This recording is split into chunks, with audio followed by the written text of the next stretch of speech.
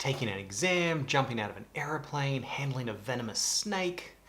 There are a few things more daunting than buying whiskey for a whiskey lover. I'm not going to recommend a specific whiskey. I'm going to take you through a few simple tips to help you pick a whiskey that somebody else is going to love, so that you can come back to this video anytime you need to buy a whiskey gift.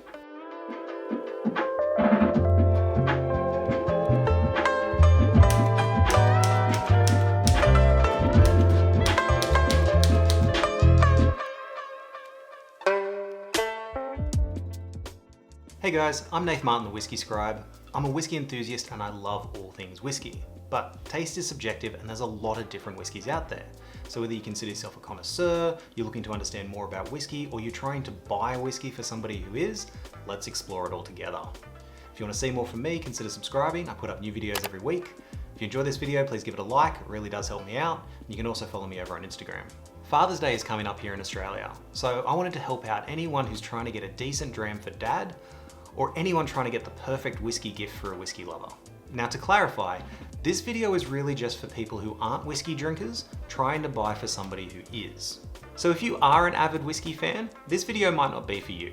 You know what you like, you know what other people like, or you know what you're going to try and convince them to like. So pour a drink, watch along. If you disagree, leave an angry comment. I'll fight back, it'll be fun. But for those of you buying for a whiskey enthusiast, these tips should help you narrow down on a whiskey that they're really going to appreciate. Firstly, let's rule a few things out. Now, I wish there was a price point I could give you that was just a great threshold for anything above is going to be good, but every country has different taxation, different retail price points, and even then there's going to be bad whiskies at every price point. I will say though, if you're picking out a bottle and it happens to be one of the cheapest in the store, you've got to know you're going in the wrong direction. But here are a few simple eliminations. So go for something with a cork, not a screw top.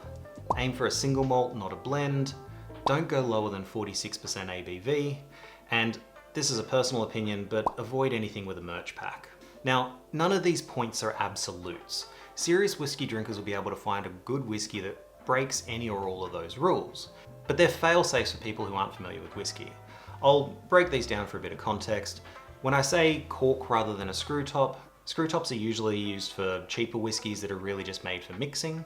Single malts rather than blends. There are good blends out there, but if you don't know what they are, or you don't know what blended whiskey your gift recipient likes, it's just safer to go with a single malt. Not going lower than 46%. Whiskies that are about 48% ABV or higher are usually made for more discerning whiskey drinkers. If it's not an especially good whiskey, they'll usually water it down to about the 46 or 43% to just get more bottles and sell to a wider market. And then no packs with merchandise. Again, this is my personal opinion, but if it was a good whiskey, they wouldn't need to include a fake leather hip flask in order for you to buy it. But look, if they love collecting those merch items, by all means go ahead, but if it's about the whiskey, focus on the whiskey. Now let's talk about casks. And where possible, consider what your gift recipient already likes. Now, whiskey can be aged in barrels that have held all kinds of other products, and as a result can give you a wide range of flavor profiles, from the floral to the sweet, earthy, spicy, smoky. It's a very wide spectrum. And as a result, knowing what they might lean towards can tell you what sort of barrel aging to focus on. So if they enjoy sweeter flavors in their food and drink, you might want to lean towards something that's been aged in sherry casks, sauterne, port, Tokay barrels, any of the fortified wines. These tend to impart sweeter flavors on the whiskey, and those kinds of barrel aging are actually quite sought after. On the more premium side of things, you might want to look for something that's been aged in PX casks, which stands for Pedro Jimenez, which is a form of Spanish fortified wine. These are only available from one region of Spain. The barrels are quite expensive, and as a result, distilleries tend to really only use them for their very special releases. Now, if the person receiving your gift is a wine drinker as well as a whiskey drinker, there are plenty of whiskies that have been aged in wine barrels. Now, sometimes the bottle will just state that it's been aged in wine barrels. Sometimes they'll even specify things like Chardonnay casks, Pinot Noir, Shiraz. As a wine drinker myself, I do actually go looking for those kinds of whiskies because they're quite fun to explore. And that's because they impart elements of the wine, but not the full flavor profile. So it's interesting for somebody who likes both to be able to taste something that has that influence. Now, if you're not sure what flavor profiles they like, or they consider themselves a whiskey purist, just go with an ex-bourbon barrel. or sometimes it'll say American oak, but they sort of mean one and the same thing. It's almost a default for single malt whiskey to be aged in ex-bourbon casks. It's not a deterrent for most whiskey drinkers, and for the purists, they actually believe it's the best representation of what the spirit's meant to taste like. Now, you might see some whiskies aged in rum casks, and if the receiver of your gift is somebody who enjoys high-end rums, you might be tempted to go for one of these. Now, rum cask whiskies can be really good, but they can also be not good. They can be really hit and miss sometimes. So if you're determined to get a rum cask aged whiskey for somebody, this is the one time I'm actually going to recommend a specific whiskey. I'm not going to recommend a specific whiskey. Go for the Balvenie 14-year-old Caribbean rum cask. This is a good single malt whiskey, and it's really nicely balanced with the rum casks, and the Balvenie whiskies are available in most countries. You should be able to find it. With anything else, you might be taking a gamble. Now, let's talk about age. This is how long the whiskey has been aged in the barrel. You will often see whiskies, especially Scottish and Irish whiskies, showing age statements saying that it's 5 years old, 12 is quite common, 15, 18, 20, 25, 30, 40. There's a wide range of age statements. A non-age statement whiskey is one that doesn't display how old the whiskey is. And this isn't a deal breaker. As long as you've paid attention to the other recommendations I've made, you can still find a good whiskey without an age statement. An older whiskey isn't always necessarily better. But if you are looking to get an age statement to tie into an anniversary or a birthday, or you're trying to top the last gift you gave them, that's fine too.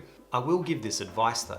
When you're going up to about 15 to 18 years of age, you can get a whiskey direct from the distillery. So this is where the distillery is the one who bottled the whiskey and released it under their name. So this is a bottle of whiskey that the distillery has put out. Think names like Glenlivet, Glenfiddich. It'll usually say on the bottle whether it's come from the distillery or not. But if you are looking to get a serious age statement, something like 21, 25, or even 30 years, try and find an independent bottling.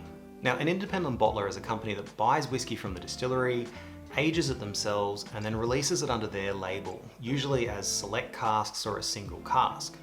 So they're quite small, limited collections. I say this because once a whiskey is over about 18 years of age, the quality doesn't improve that quickly, not as fast as the price goes up. I tend to find very little difference between an 18 and a 25-year-old whiskey, and for a distillery to release a 21 or a 25-year-old whiskey, it's actually pretty easy for them. They've got barrel warehouses full of whiskey, and it's not necessarily going to be a great whiskey. It might just be one that's okay because they want to be able to say that they've got a 15, an 18, a 21, and a 25 in their range. What I'm trying to say is don't get caught in the middle of their pissing contest. An independent bottler though, they don't make their own whiskey, so their reputation hangs on every single whiskey they release. So look for labels like Signatory Vintage, Berry Brothers and Rudd, and Gordon MacPhail. For them, it's all about the whiskey and the barrel. When they release a 25 or a 30-year-old whiskey, they are prepared to stake their reputation on it, so you can buy it with confidence. And if they've got a whiskey that they've aged for that long and it hasn't turned out well, they would rather sell it to a blender at a loss than put their reputation on that. And now, location, location, location. Single malt whiskey is being made in plenty of countries now. Arguably, the origins of whiskey go back to Ireland and Scotland, or Scotland and Ireland. But there are more and more countries not just making whiskey, but making really good whiskey. So if the recipient of your gift is an adventurous person, perhaps explore a whiskey from another country. Some countries that are winning awards for single malts at the moment are places like Japan, Israel, India, New Zealand, America, yeah, United States actually has some single malts rather than bourbons. And of course, Australia. We actually make pretty good whiskey here. We just don't quite make enough to export a lot of it yet. But just keep in mind that whiskey that comes from warmer countries are less likely to have an age statement. And that's because the aging process in a warmer climate tends to happen a lot faster. So a 3 or 4-year-old whiskey from Australia will have similar flavour and complexity as an 8 or 12-year-old whiskey from Scotland. But if they're a traditionalist, or you're just not sure, stick to Scotland, or maybe an Irish single malt. It's just a safer bet because not everyone has come around to New World whiskies yet. Now, I'm not going to get into the specifics of all the different regions of Scotland, with the exception of one.